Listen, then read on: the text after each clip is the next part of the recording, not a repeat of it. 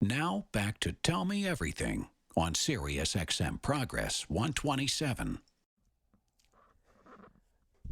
Well, right before the break, I told you we're going to stay so engaged in these elections for these next 12 days, as we have been for so long, and really joining us right now to help unpack where we are and where we're going is probably one of the people who knows more about the playing field than anyone. It is always such an incredible pleasure for me to have the opportunity to speak with David Neer from Daily Kos Elections. David, welcome back to Sirius XM Progress. Joe, thanks again. I'm so glad you could join us tonight. So there's so many things I want to talk to you about, but to start, I just have to start with these latest New York Times polls. I knew you wanted to talk about that. I'm dying to talk about that. Oh my God. Okay. So, David and his colleague David Beard have a podcast called The Down Ballot, and it's terrific. I actually hosted it last week, a week before last, and it's just a great podcast. And I was listening to it today, and one of the things you talked about was the fact that we haven't seen a lot of public polling from House races. And that, we see the generic polling and we see disparities in generic polling. But tonight, the New York Times actually released 4 House polls. And they're all pretty good for Democrats. But I read the New York Times article, and it says a new series of House polls by the New York Times and Siena across 4 archetypical swing districts offer fresh evidence that Republicans are poised to retake Congress this fall. And I was like, wait a minute. What did I just read versus what am I seeing in the numbers? Let's talk about this a little bit, David. So we got to start with the numbers, because the numbers, man, if you're a Democrat, you definitely take these. So I'm going to rattle them off. Kansas's 3rd district. This is a seat in the Kansas City suburbs that Republicans tried to gerrymander to unseat Congresswoman Sharice Davids. She's leading her Republican opponent 55-41. It's a pretty surprising result, but certainly it fits in with other evidence that Davids is leading. Nevada's 1st district. This is a very swingy seat in the Las Vegas area. It used to be bluer. Democrats actually made it redder in order to make 2 neighboring districts, the 3rd and the 4th, a little safer for the Democrats there.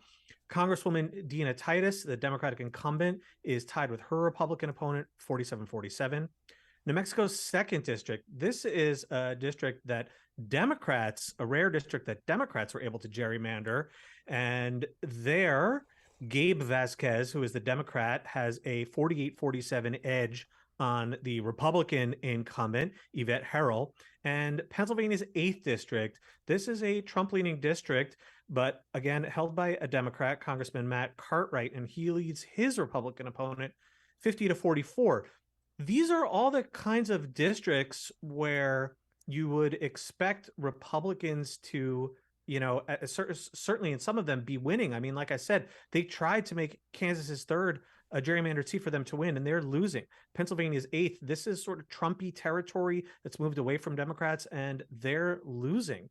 Now, obviously, some of these races are really close, but still, New Mexico's 2nd. Democrats are up 1 there. That would be a flip in this environment if Democrats can actually manage it. Nevada's 1st. Obviously, those numbers are concerning, but Nevada's one of the few places, as public policy polling's Tom Jensen told us, Nevada's one of the few places where Democrats actually tend to perform better than their polls. So yeah, these are a really good set of numbers. And what you just read from the article introducing them, Joe, doesn't it sound like they wrote that piece before they got the data back? That's exactly what it was.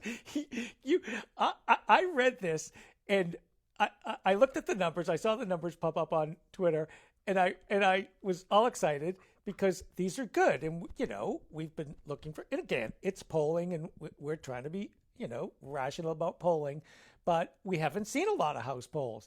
I was very excited. Then I started reading the article, and I was like, wait a minute, what? I had to look again. Like, did I miss something?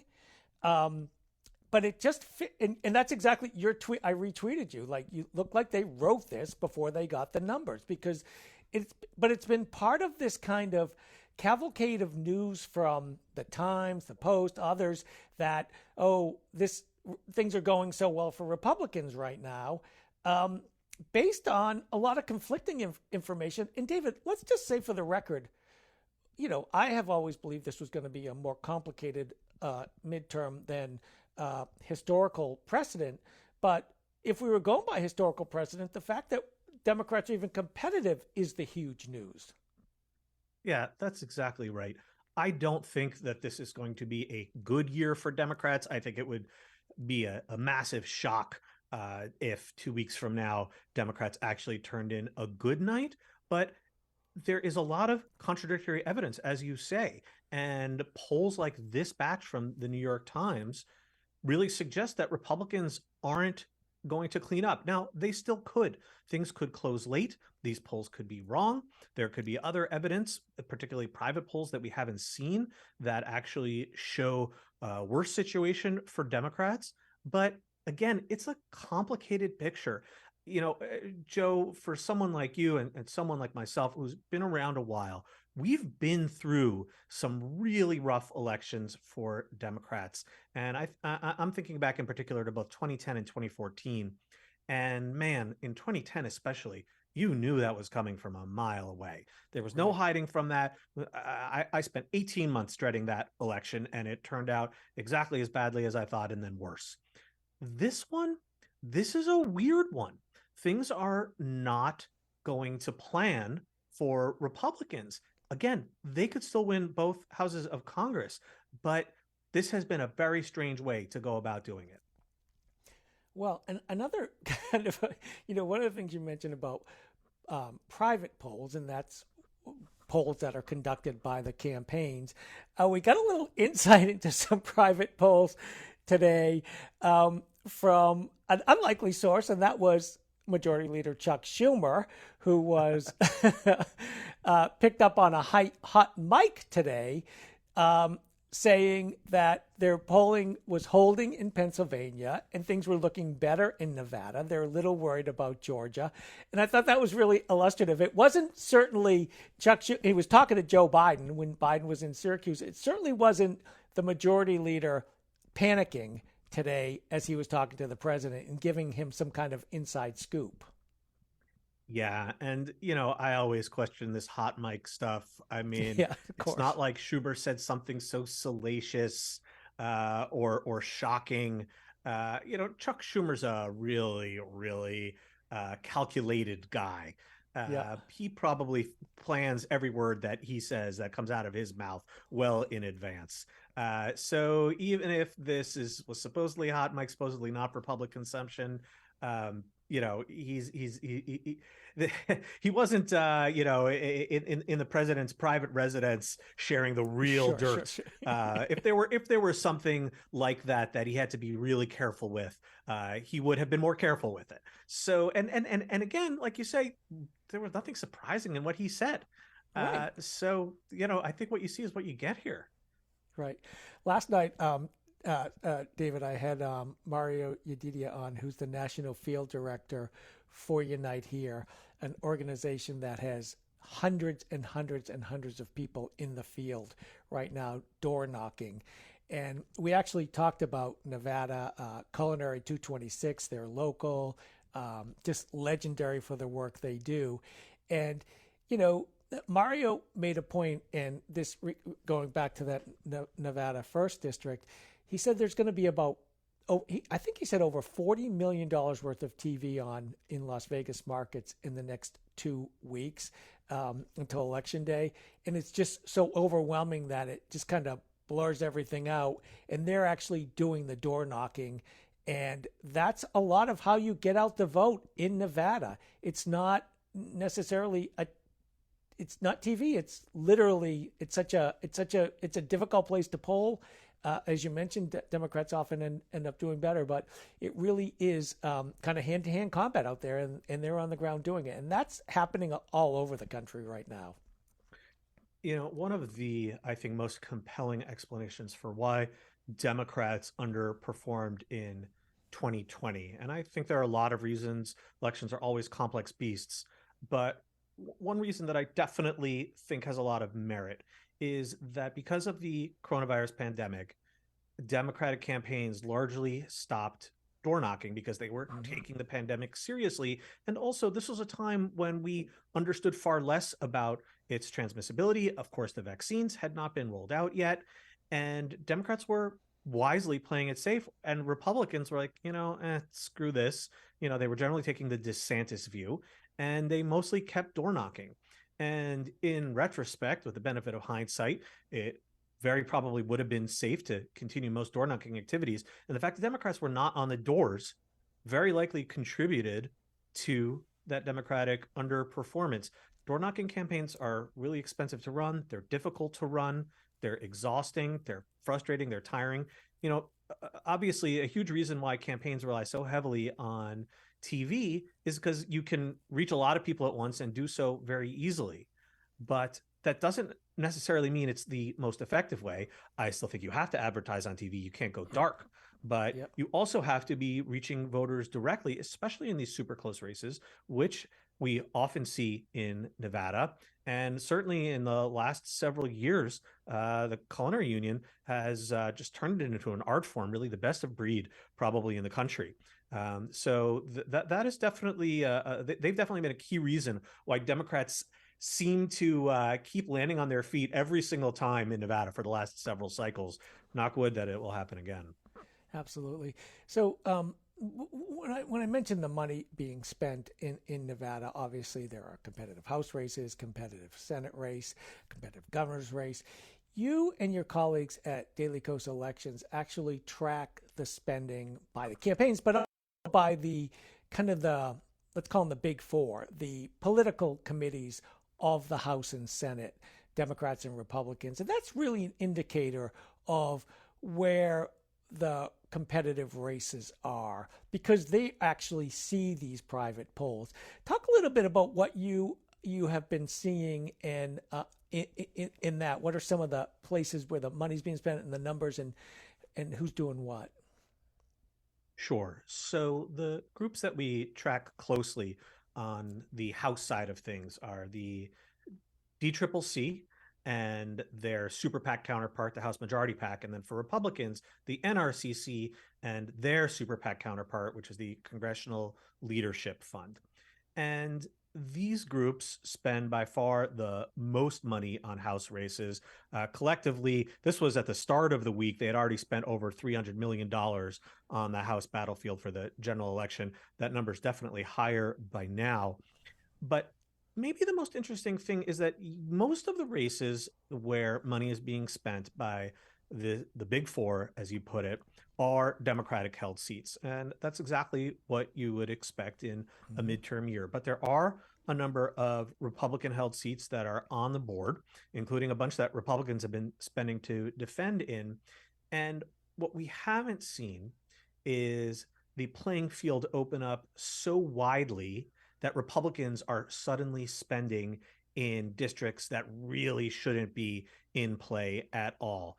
There are plenty of threatened Democratic seats, but the threatened seats are pretty much all the obvious ones. There were a couple of reports today in Politico and the Washington Post about some supposedly secret polls in California's 26th district and New York's 25th district. These are two seats that Joe Biden won by 20 points. And those are the kinds of seats where if you saw Republicans making a real play for them, then wow, okay, you start to get really worried. But despite reports of Democrats seeing polls that they don't like in those districts, Republicans haven't shown up with the big money there yet. They still could. There's still time.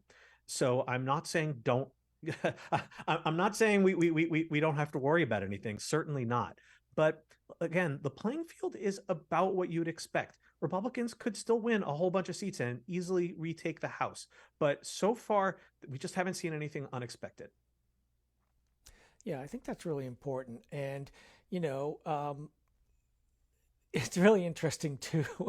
One of the things that drives me crazy is how quickly so many anonymous Democratic strategists will whine to Politico and the Washington Post. Even start. Right? I mean, my colleague Jeff Singer says that Democratic operatives seem to treat reporters as their therapists. Seriously, get a real therapist. These people are not your friends. If you are worried and up at night because of some polling you saw, or because you just are disposed to fretting, go into therapy. Really, it's good. It's healthy. Everyone should do it. Reporters are not your therapists. We don't want to hear your spew. No, and what you get from Republicans is they will boast about anything, and they give the impression that they're going to win. It's such a contrast, and it drives me crazy. It has driven me crazy for years, and I agree with Jeff. A bunch of them need therapy, and maybe get out of the business if it's this stressful for you. If you think you have to do this, let's just go across the country a little bit, David. In some of the places that, some of the hot spots, obviously the Pennsylvania Senate race, it's tightened. There was a debate the other night, and obviously people had different takeaways. To me, I just thought it was a stunning takeaway that Mehmet Oz actually said he thought the decision about abortion should be between a woman, her doctor, and local political leaders. I just found that so shocking. But what's your sense of the Pennsylvania race right now? Local political leaders. I mean, I feel like Twitter had such a field day with this one. Who comes into the doctor's office with you? The mayor, the city council president. You talk about the race tightening, and I want to emphasize something that I think is really important. When people look at polls, they so often tend to focus only on the margins without really internalizing what the top lines mean. And when I say top lines, I mean the actual share of the vote that each candidate is getting at that moment in time. And when you see a poll, for instance, let's say from over the summer that might have had, this is just hypothetical, Fetterman up over Oz 47-40. Oh, wow. He's up 7 points. That's a great lead. Sure, that is a great lead. But the fact of the matter is, no Republican in Pennsylvania in a midterm year like this, in a swing state, is going to wind up with 40% of the vote at the end of the day. Yep. You have to look at the undecideds and understand why he's only at 40% of the vote. And the answer is there are a lot of Republicans, and this happens all the time, especially on the Republican side, who feel icky about their nominee. They don't particularly like the guy. But to cite the great Tom Jensen again, when it comes to undecided voters, you can always count on Republicans to do the wrong thing in the end. And what he meant by that is these undecided voters who are squishy on the Republican nominees are going to come home in the end. Maybe in August, they're saying they're not sure. But by September, October, November, they are sure because they remember who the demon commie socialists are. And they know that, they might not like Oz. They might think he's some schmuck from Jersey, but hey, at least he's not a Democrat. And so when things have closed, because when we talk about the race tightening, what it is these undecideds, for the most part, coming home. It's not so much Fetterman slipping and losing support. There may be a little bit of that, but most of it is just Republicans coming home. And this is something to be expected. I think it's something that much of the media does a poor job of explaining a lot of the time, but it's a natural phenomenon. There was no way, again, that Fetterman was going to win 60-40. That just doesn't happen in a state like Pennsylvania, barring exceptional circumstances or a big wave year, which this is not going to be. So I am definitely, I feel like Pennsylvania is pretty close to a toss-up. Oz can definitely win. That's unfortunate, but that's reality. But I'm not surprised to see where things have wound up. I'm just disappointed that it's been met with such consternation when, again, this is just the natural way of things. Oh my God, I've been doing politics for a long time, and one of the truisms of all truisms of politics, Republicans always come home. They just always do. I knew that when I was in my 20s. I'm in my 60s now. And to see, national political reporters act like it's surprising has just been so maddening to watch. It's really phenomenal. The other race, obviously, and this is something about there's something about Pennsylvania, and then I want to get to Georgia, but Pennsylvania we might not know on election night. And there's some new reporting today that reinforces that. Just talk about that for a minute, David, because I think it's really important for people to understand. Yeah. So Republicans control the legislature in Pennsylvania, and they have deliberately refused to change the state's election laws to allow clerks to start processing and counting early ballots, so early votes and mail ballots, before election day. And as a result, this means that votes can only start being tabulated once the polls are closed on election night. And that creates a huge backlog. And it will take days before, in all likelihood, before we know a winner in a close race. We certainly saw that happen in 2020 with the presidential election. Mm-hmm. This is a deliberate strategy by Republicans to muddy the waters, because what happened in 2020, we saw Trump had the lead on election night, and then over time it got whittled away. And the reason why is because Trump has poisoned Republicans against voting early and voting by mail. So early voting, which actually used to be a technique preferred by Republicans, is now overwhelmingly chosen by Democrats, and Republicans mostly vote on election day. But the earlier the votes are cast in most states, including Pennsylvania, the later they get counted, because the election day votes typically get counted first. So this is this red mirage that people have talked about, and Republicans love it. Cynical Republicans love it, because they get to pretend like something wrong is afoot, that there's a conspiracy going on, that Democrats are simply finding blue votes and adding them to the pile day after day after the election goes on. And it's a load of BS. And it's exactly what they want. And Pennsylvania is just about the worst actor in this state of affairs. Wisconsin's also a problem. Michigan could be a problem as well.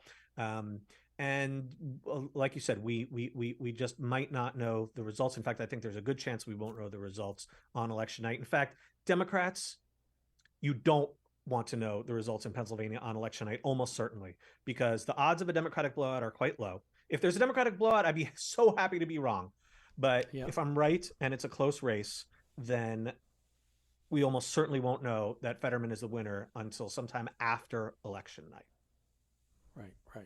And I think that's really important. And we're going to see, Trump's already stirring the pot there, and because that's what they do.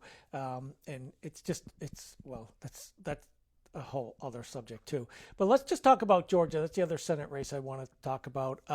We've seen such controversy around Herschel Walker these past few weeks. Again, yesterday, another woman coming forward about how he got her to have an abortion, and he's campaigning today with Lindsey Graham, who is pushing a national abortion ban. Reverend Raphael Warnock has been up in the polls. This is a state, though, David, that you have to get to 50%. So what are we seeing down in Georgia? Yeah, the one Schumer remark that I have to be honest felt concerning to me was his worry about slippage in Georgia, and man, would that suck to lose that Senate race for a million reasons, not least of which is that Warnock is just such a fantastic senator, and his win in 2021 was amazing. And but to get back to your point, the reason why, of course, Warnock's win and John Ossoff's at the same time didn't happen until 2021 was because if you do not eclipse 50% in a statewide race in Georgia, then you go to a runoff. And Republicans actually changed the date of that runoff. 2 years ago, it took place in January. If there is one this year, it would take place in December. Warnock actually started running ads this week, pretty entertaining ads. His ads are generally pretty great, saying, exhorting people to get him over the 50% mark, saying he didn't want to ruin Thanksgiving again with another runoff. So, again, God willing, he will get past that mark. But, if he doesn't and there's another runoff, man, I mean, that one is just going to be completely wild, especially because, Joe, we could, just like in 2020/21, find ourselves in a situation where control of the Senate hinges on Georgia again. And man, could you imagine? Oh, yeah. I've often said, David, like, I feel like the last time I was happy was when I woke up on January 6th for those 3 hours before the assault on the God. Capitol. I We woke know. up and we were like, it was sheer, well, November 7th when Biden won and we all celebrated. And then again, those 3 or 4 hours on January 6th. Um, those were happy times. We've had so few of them. David, I could talk to you all night, and obviously I would love that, but I know it's been a long day for you already. You're on Twitter at David Neer, The Down Ballot, a terrific podcast. Daily Kos elections. You should be signing up for the morning digest, which is terrific. But before I let you go, what are the things you're looking out for over these next 12 days? What are the things that you and your colleagues are going to be focused on and that we should be paying attention to? So I think it's really important to stress that such a large proportion of the vote these days is cast before election day. I think it's likely to be more than half, maybe well more than half. So it becomes harder and harder for anything to actually change the direction of the ship the closer we get to election day. So there really is not much time left for any last minute surprises to affect the trajectory of the election. And I think that's really important to remember. And also, when you look at a poll these days, in many, many states, especially any that offer early voting or those that offer excuse free absentee voting, mail voting, many people who are responding to these polls have already voted. So the votes are locked in the bank. And that is just something very important to keep in mind. It's a very different world than it was just even a few years ago, but certainly a decade or two ago. So just bear that in mind as you see anything that happens. Surprises are just less likely to have an impact. The major thing that we're keeping an eye on, again, like I was referencing before, is this spending from these major groups. They are by no means infallible. I really want to emphasize that even these big groups like the DCCC or the NRCC, their polling can be wrong. In fact, in 2020, both sides had polling that was overly optimistic for Democrats. Even Republicans' polls were showing the same things that Democrats' polls were. But their spending does at least indicate what they think the competitive races are. So if we see spending from the major groups late in the day in new races, that suggests that they're actually seeing something that they are concerned about or alternately excited about. And we keep very close track of that in our newsletter that you just mentioned. You can sign up at dailykos.com/morning digest. We also talk about this stuff on our podcast that you graciously mentioned, the Down Ballot. We're on Apple Podcasts, all podcast platforms. Just type our name in and you'll find us. It's really terrific information. And I know it is what I eat my oatmeal every morning, drink my coffee, and read the morning digest. It arrives around 8 a.m. and it's just incredibly important. Anyways, thank you so much for taking the time to talk to us. Keep up your great work. And hopefully I'll talk to you soon, David Neer. Joe. Take care. We're going to take a break. We'll be back in just a few minutes and we will get right on the phones.